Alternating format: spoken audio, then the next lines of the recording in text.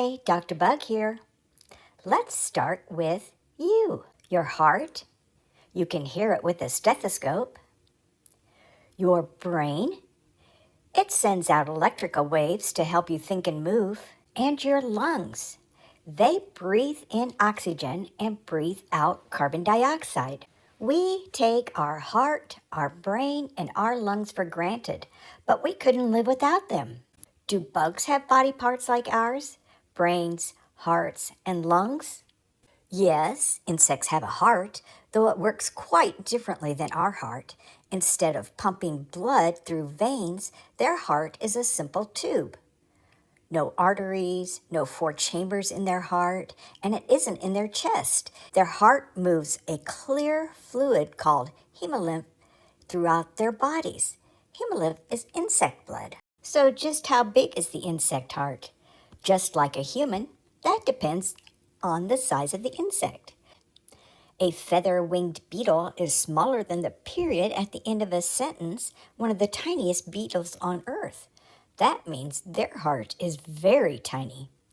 And we have the Goliath beetle, one of the largest insects. It is over 6 inches long, more than 4,000 times bigger than the feather-winged beetle.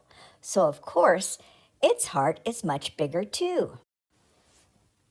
Do insects have brains? Well, yes, they do, but they are tiny and they share the job with the other nerve centers along their body. It's like a team of mini control stations working together. A fly's brain processes information faster than ours. That's why it can see a fly swatter coming, figure out where it will hit, and zoom away in a split second. A big beetle's brain is about the size of a poppy seed. Social insects like honeybees and wasps have brains closer to the size of a sesame seed. Small but smart enough for tricky jobs like flying, finding food, and recognizing faces. Insect brains may be tiny, but they are a huge superpower.